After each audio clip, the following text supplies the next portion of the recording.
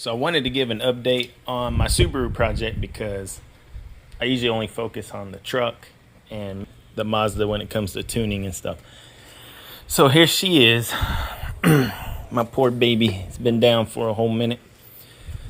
I know people swap H6s into this all the time, but they want the biggest one possible, which is usually the 3.6 liter, and I've even seen the 3.2 liter swapped into these. I wasn't happy with, even at 20 psi, I wasn't happy with the torque. Okay, let's get this out of the way. I never launched this car, ever. You know, said every Subaru owner ever, right? But no, I really don't launch this car. But once I get going, I like to do some spirited driving. I just don't like to tear up the drivetrain, so I won't launch it. But anyways, I did some research and found that the EZ30 actually has the starter on the correct side, the driver's side. Take note of the engine mounts. See that? Subaru uses a universal platform. Take note of a pathway on each side. Again, universal platform, so it already has where you can shoot the exhaust out the back. So the plan is, if you notice I cut my radiator support, I have about a 3.5 inch thick, 13 inch long radiator I'm going to mount sideways here. And then I want to mount an intercooler sideways on this side. The plan is to have the exhaust run underneath the cross member there. I'm going to wire it back into this side, run single to a remote mount turbo. Then what would be coming up through here is the leading back into the intake. So I'm going to bring it up right there and shoot it back into the intake. So I'm going to try to do a remote mount. I think it'd be pretty cool. I only want about 7-8 psi on this thing. I'm not shooting for really high numbers. I just want it more fun to drive. But let's go check out the engine.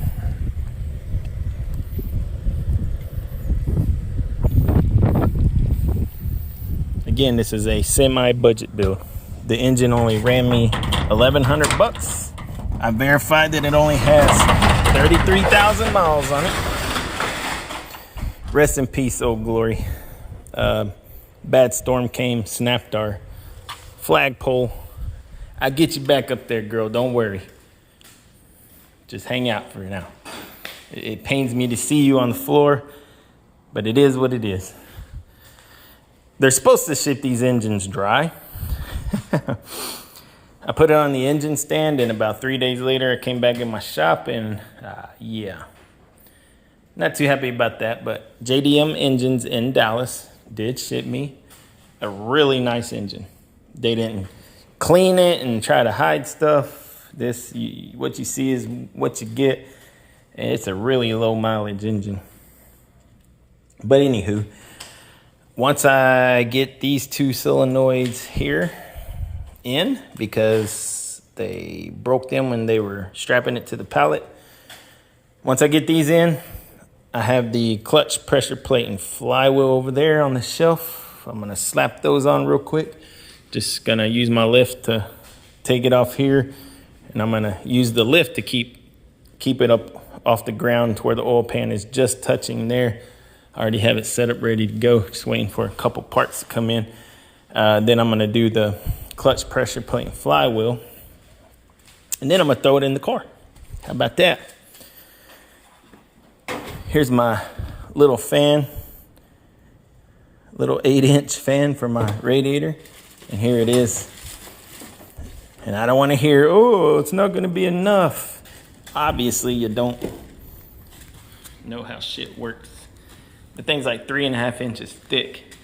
I've seen 2.4 liter K-series engines, Honda engines, running 30 psi on those little 2-inch thick half Civic radiators. So I think I'll be fine. But there's only one way to find out, right? If it winds up not being sufficient enough, I will put a bigger one in there. But as of right now, I wanted my radiator and intercooler side by side without being blocked. There's my new flywheel bolts and my clutch pressure plate flywheel. Oil pump, don't know if I really need it. I do know that it's recommended to replace, but again, this engine's barely broke in. So I may just let it ride. I don't know. I just need to figure out what this goes to, see if I can delete it or tie that into my air oil separator. And I'm going to bypass the coolant lines that run to the throttle body. I'm just gonna clean it up as much as possible. And good thing is about it being a Japanese motor is there's no emissions. Yeah, so that's cool.